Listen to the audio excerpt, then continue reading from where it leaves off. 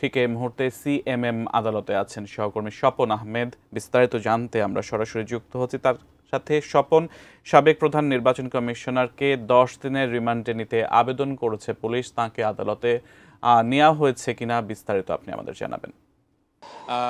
এই মাত্রই আসলে নুরুল হুদা, যিনি সাবেক প্রধান নির্বাচন কমিশনার ছিলেন, তাকে নিয়ে আসা হচ্ছে। আমি দেখানোর চেষ্টা করেছিলাম, দেখেন যে আমরা সকাল থেকে আসলে অপেক্ষমান অবস্থায় ছিলাম যে কখন আসলে তাকে নিয়ে আসে। কিছুক্ষণ এই যে গেটের মধ্যে গাড়ি ঢুকতে দেখছেন, সকাল থেকে যখন আমরা অপেক্ষা করছিলাম ইতিমধ্যে আপনি জেনে গেছেন যে যেহেতু তার তার তার তার রিমান্ড আবেদন করা হয়েছে, অর্থাৎ 10 দিনের রিমান্ড চেয়ে পুলিশ কিন্তু আবেদন করেছেন।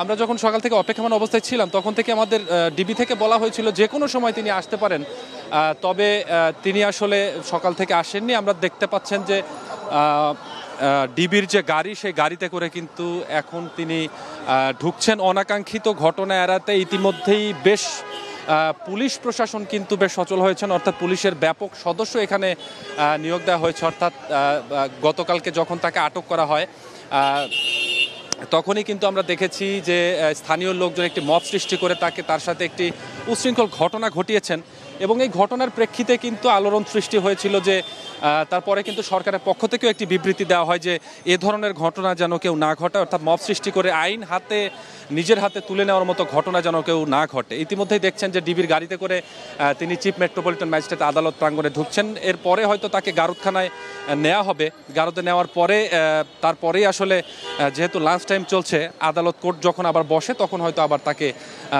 আদালতে তোলা হবে। যেহেতু পুলিশের পক্ষ থেকে 10 দিনের রিমান্ড আবেদন চাওয়া হয়েছে, অতএব এখন আমরা এটাই জন্য অপেক্ষা করছি যে 10 দিনের রিমান্ড আবেদনের প্রেক্ষিতে আদালত আসলে কয়দিনের রিমান্ড মঞ্জুর করে।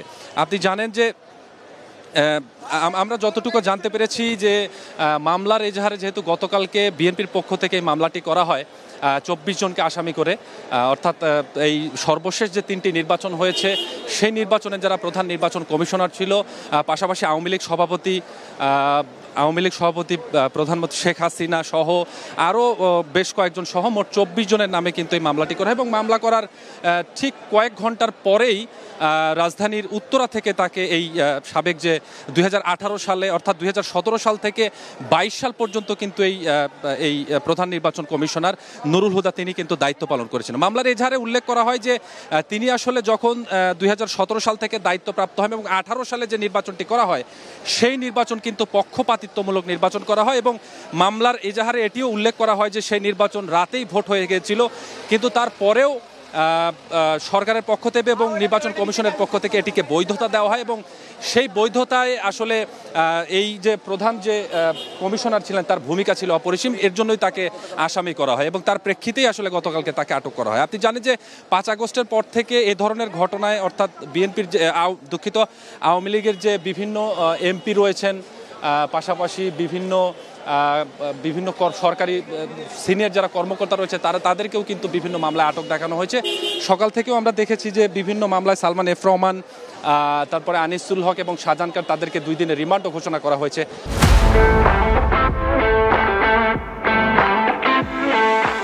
আরেকটি বিষয় বলতে চাই, গতকালকে একটি সাবেক অর্থাৎ 2024 সালের নির্বাচনের যিনি প্রধান নির্বাচন কমিশনার ছিল হাবিবুল আউয়াল, তাকে নিয়ে কিন্তু একটি ধারণা করা হচ্ছিল যে তাকে আটক করা হয়েছিল। এই বিষয়টা কিন্তু স্বরাষ্ট্র উপদেষ্টা তিনি পরিষ্কার করে দিয়েছেন যে এই জিনিসটা ভুয়া, আসলে তাকে কিন্তু গ্রেপ্তার করা হয়নি। তো এখন পর্যন্ত এখানে বেশ তাকে যেহেতু নিয়ে আসা হয়েছে, তিনি যখন আসার কথা রয়েছে তার পরপরই কিন্তু আসলে প্রশাসনের পক্ষ থেকে বেশ সোচ্চার ভূমিকা এখানে রাখা হয়, অর্থাৎ আইন শৃঙ্খলা রক্ষাকারী বাহিনী যারা এখানে সদস্য তারা কিন্তু বাড়ানো হয়েছে। যেহেতু একটি মব সৃষ্টি করে তাকে অনাকাঙ্ক্ষিত তার সাথে ঘটনা হয়েছে, এই ঘটনা যেন আবার পুনরাবৃত্তি না হয় সেজন্য কিন্তু পুলিশ প্রশাসন এখানে সোচ্চার রয়েছেন, এবং যাতে অনাকাঙ্ক্ষিত কোনো ঘটনা না ঘটে সেদিকে তারা নজরদারি নিচ্ছেন।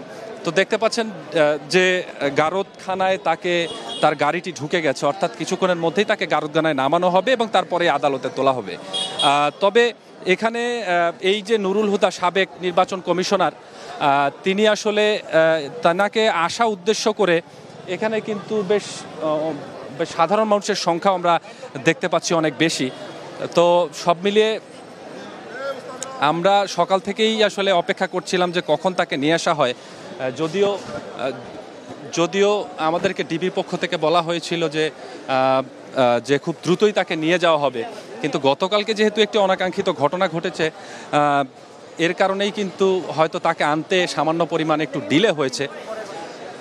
তো আমরা যতটুকু জানি যে এজাহারে আসলে পুলিশের পক্ষ থেকে যে 10 দিনের রিমান্ড চাওয়া হয়েছে, তারা উল্লেখ করেছেন যে বিস্তর জিজ্ঞাসাবাদ, অর্থাৎ 2017 সালে যখন তিনি নিয়োগপ্রাপ্ত হন এবং 2022 সাল পর্যন্ত তিনি ছিলেন, এই সময়ের মধ্যে 2018 সালে যে নির্বাচনটি হয় সেই নির্বাচনে তাকে আসলে যেহেতু মামলায় উল্লেখ করা হয়েছে এটি একটি ডামি নির্বাচন, পাশাপাশি এই নির্বাচন নিয়েও মানুষের বিভিন্ন অভিযোগ রয়েছে, এই নির্বাচনের প্রেক্ষিতে তিনি আসলে গুরুত্বপূর্ণ ভূমিকা পালন করেছেন এবং পাশাপাশি এই নির্বাচনের এই যে ক্ষমতা বা বল প্রয়োগ করে যে একটা নির্বাচনের ফলাফল নিয়ে আসার ব্যাপার, সেটির জন্য তাকে বিস্তর জিজ্ঞাসাবাদ করা হবে। এর জন্যই কিন্তু পুলিশের পক্ষ থেকে 10 দিনের রিমান্ড চাওয়া হচ্ছে। তবে পুলিশ প্রশাসন আশা করছেন যে তারা 10 দিনের যে রিমান্ড আবেদন করেছেন সেটিতে তারা সক্ষম হবে, অর্থাৎ 10 দিনের রিমান্ডই তারা পাবেন। তো কিছুক্ষণের মধ্যেই তাকে আদালতে তোলা হবে। আদালতে তোলার পরে যেহেতু তার আবেদন করা হয়েছে, আবেদনের প্রেক্ষিতে এখন দেখার বিষয় হচ্ছে আদালত তাকে কয়দিনের রিমান্ড মঞ্জুর করে, পাশাপাশি মঞ্জুর করেন কিনা এই বিষয়টা জানার পরেই সিয়াম আমি আপনাকে আরও ভালোভাবে জানাতে পারবো। সিয়াম, এখন এ পর্যন্ত এই ছিল সাবেক যে নির্বাচন কমিশনার নুরুল হুদা, তাকে নিয়ে আসার পরে সিএমএম কোর্টের যে অবস্থা সেখান থেকে সব শেষ।